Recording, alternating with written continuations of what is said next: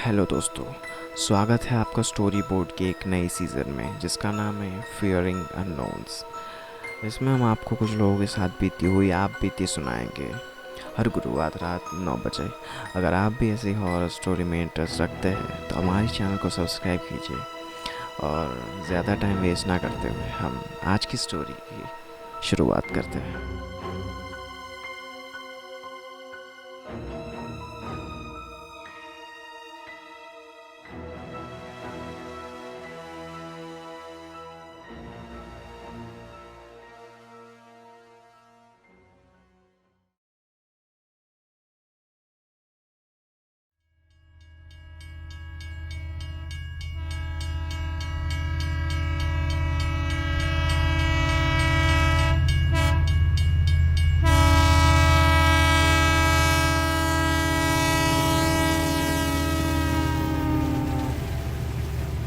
ये कहानी हैदराबाद के अखिल चौहान की है। अखिल पुरानी और मिस्टीरियस जगहों पे जाके डॉक्यूमेंट्रीज बनाने का काम करता है। एक ऐसी डॉक्यूमेंट्री के सिलसिले में अखिल हैदराबाद से केरला जा रहा था। उसे ये स्टोरी में बहुत दिलचस्पी थी और वो बहुत खुश भी था क्योंकि वो जिस जगह पे जा रहा था वो जगह के बारे में गूगल पे बहुत चीज़ें अवेलेबल नहीं थी और जो चीज़ें अवेलेबल थी वो बहुत ही अजीब थी। इसलिए उसे लगा कि ऐसी जगह पे किसी ने आज तक डॉक्यूमेंट्री नहीं बनाई है और ये डॉक्यूमेंट्री से उसे ऑफिस में थोड़ा फेम भी मिल जाएगा और उसका प्रमोशन भी हो जाएगा।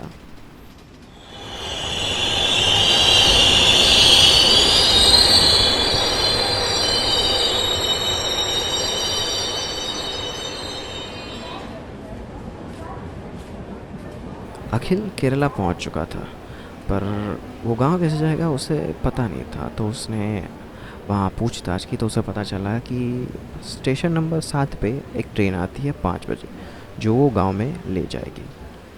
तो थोड़ी देर उसने इंतज़ार किया और ठीक 5 बजे वो ट्रेन आ गई।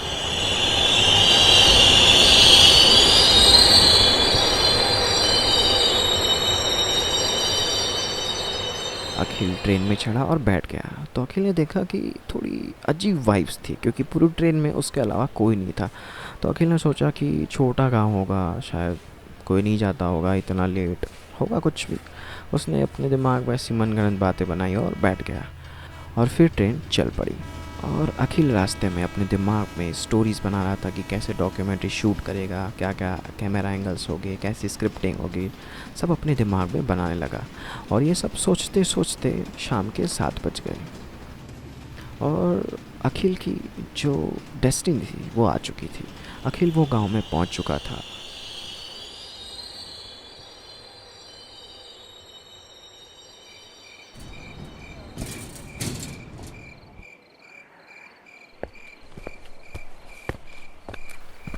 फिर अखिल वो ट्रेन से उतरा तो वहाँ भी उसे थोड़ा अजीब महसूस हुआ कि पूरे स्टेशन पे उसके अलावा कोई नहीं था।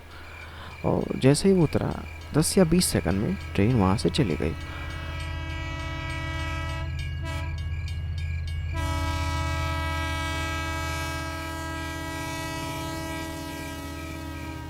अखिल ये सब चीज़ें देख के थोड़ा नर्वस हो गया कि ये सब क्या है, पूरा अजीब जगह है, ट्रेन में भी कोई नहीं था, रेलवे स्टेशन पे भी कोई नहीं है। फिर उसने ये सब चीज़ों से ध्यान हटा के बोला छोड़ो, अपने यहाँ डॉक्यूमेंट्री बनाने आए अपने को क्या। तो फिर वो स्टेशन से बाहर निकला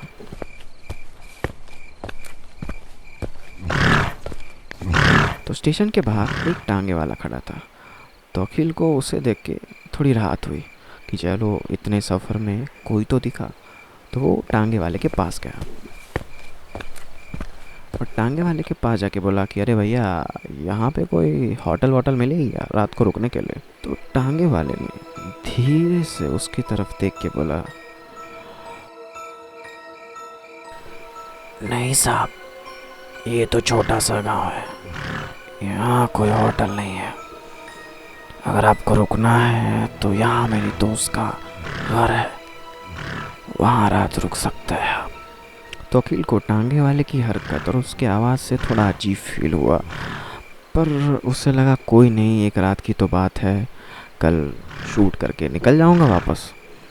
तो वो टांगे में बैठ गया और टांगा चल पड़ा। टांगा चल रहा था, सुनसान रोड थी, अंधेरा था, कहीं भी रोशनी नहीं थी।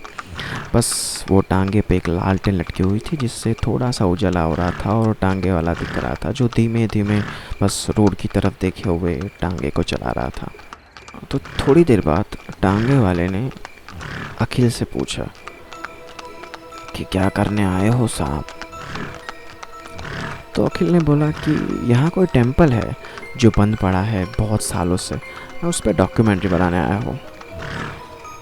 तो टांगे वाले ने अजीब सी आवाज़ में बोला कि सबरीमाला टेम्पल। अखिल बोला हाँ कुछ ऐसा ही नाम था, और फिर टांगे वाला हंसने लगा। बहुत सही जगह आए हो आप साहब। अखिल धीरे धीरे टलने लगा था क्योंकि वो टांगे वाला की बार बार चेंज होती हुई आवाज़ और उसकी बातों में थोड़ा सा एक डरावनापन। तो अखिल थोड़ा सा डर गया था। थोड़ी देर बाद अखिल ने पूछा कि आपको कुछ पता है उसके बारे में भैया?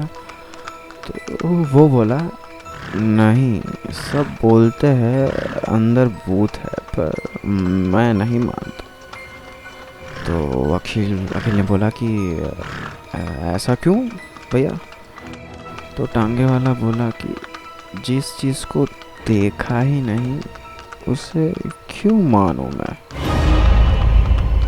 और फिर वो हंसने लगा।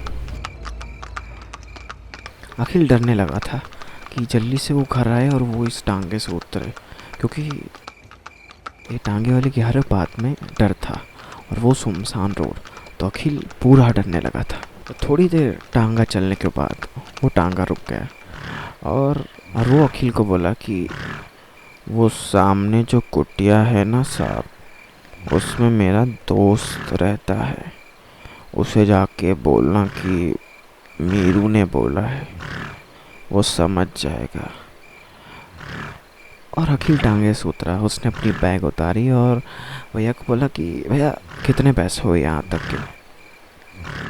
तो टांगे वाले के मुंह पे एक मुस्कान आई जो बहुत ही डरावनी थी, और वो बोला मैं पैसों का क्या करूँगा साहब। और ऐसा कह के चला गया, और अखिल बस देखता रहा और उसे कुछ समझ नहीं आया कि ये चल क्या रहा है। और उसने वो सब चीज़ें भुलाई और सीधा वो कुटिया के पास गया।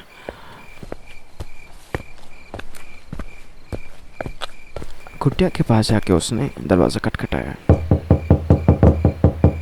और एक इंसान बाहर आया जो शायद आधी नींद से बाहर आया था। तो उसने बोला कि हाँ बोलो भाई क्या काम है?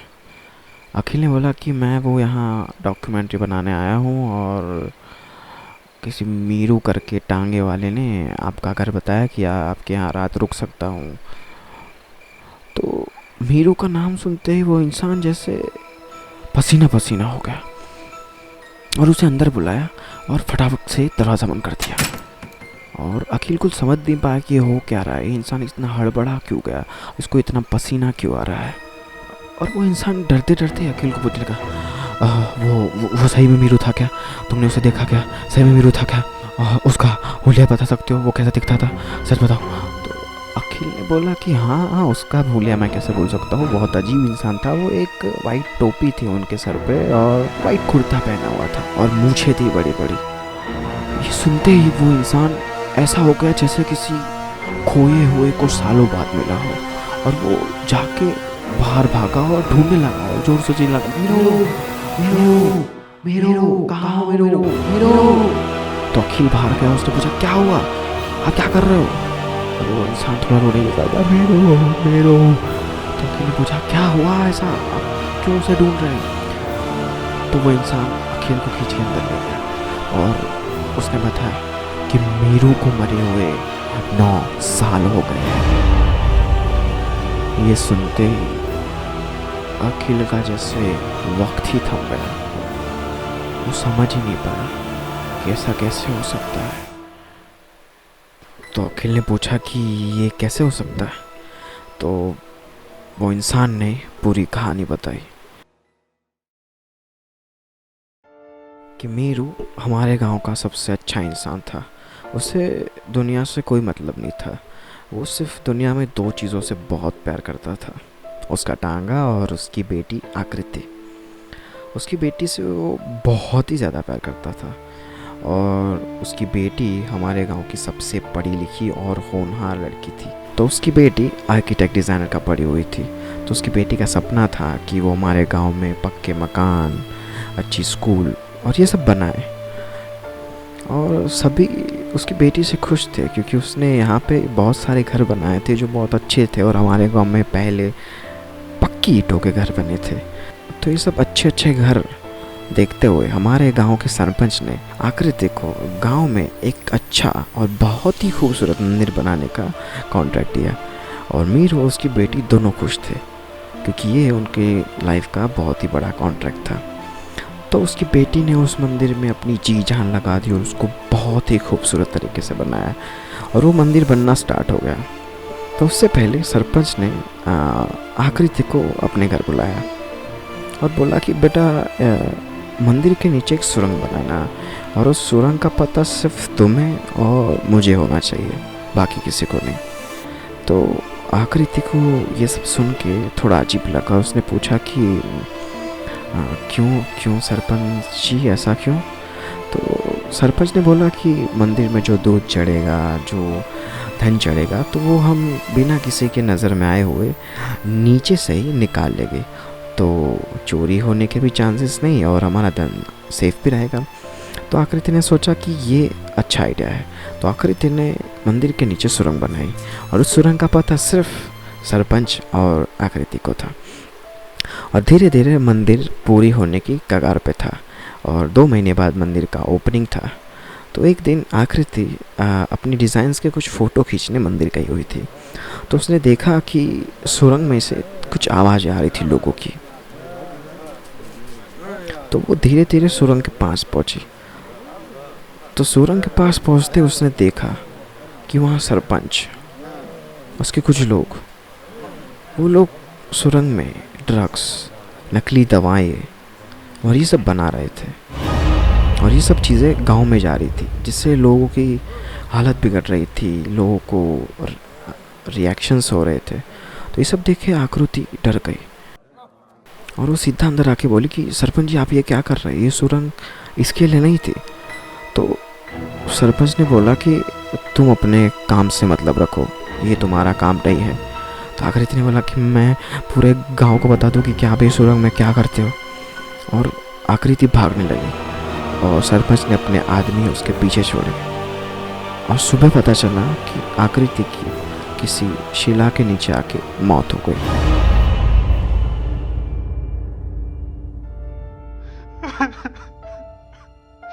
तो आकृति की मौत के बाद मीरू पागल हो चुका था। वो कभी रोता, कभी उसकी बेटी को पुकारता और कभी हंसने लगता। और ऐसे ही 2 महीने बीत गए। 2 महीने बाद मंदिर का काम फिर से शुरू हुआ, और धीरे धीरे मंदिर पूरा होने के कगार पे आने लगा। तो एक दिन मंदिर के बाहर मीरू ऐसे ही बैठा हुआ था, पागल की तरह। तो उसने एक कार को मंदिर के अंदर जाते हुए देखा। तो मीरू ने भी उस कार का पीछा किया, और वो भी वही सुरंग में पहुंचा जहाँ पे आकृति पहुंची थी। और उसने देखा कि यहाँ पे दवाइयाँ और ये सब बन रही है। तो मीरू अंदर जाके सरपंच का कॉलर पकड़ लिया और बोलने लगा, मैं बता दूंगा गाँव वालों को कि तुम नीचे ये सब काम कर रहे हो। और सरपंच ने उसको धक्का मारा कि अबे हट, जैसे तेरी बेटी को मारा ना, वैसे तुझे भी मार दूंगा। और ये सुन के मीरू की रूह कांप गई कि उसकी बेटी मरी नहीं थी, उसकी बेटी को मारा गया था। और दूसरे दिन खबर आई कि आकृति का बाप मीरू मंदिर के बाहर मर गया था। और मीरू की मौत के बाद ये मंदिर का काम और 4 महीनों के लिए रुक गया। पूरे गांव में बात फैल गई कि मंदिर भूतिया है, मंदिर का वास्तुशास्त्र सही नहीं है, मंदिर की ज़मीन पे शाप है, ऐसी सब अलग अलग बातें होने लगी। 4 महीनों के बाद मुश्किल से फिर से वो मंदिर का काम शुरू हुआ, और मंदिर के काम के शुरू होने के एक वीक बाद ही गांव के सरपंच की लाश मंदिर के आंगन के पेड़ पे लटकी हुई मिली। तो ये सब सुन के अखिल बहुत ही डर गया और उसे कुछ पता नहीं चल रहा था कि ये सब क्या हुआ। अखिल ने पूछा कि आपको ये सब कैसे पता? तो आदमी ने बोला, मैं ही वो सरपंच हूँ।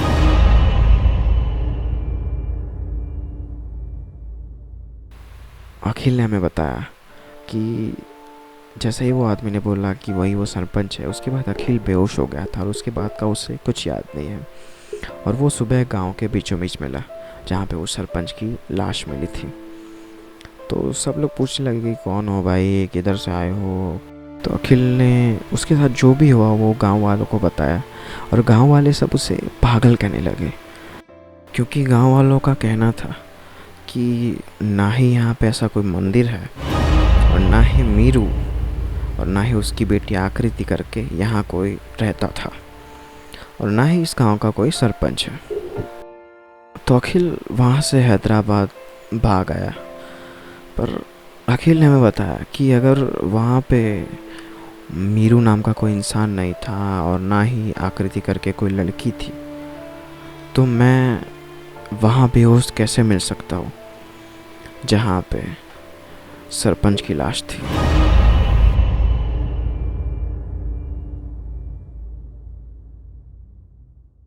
तो ये थी आज की स्टोरी।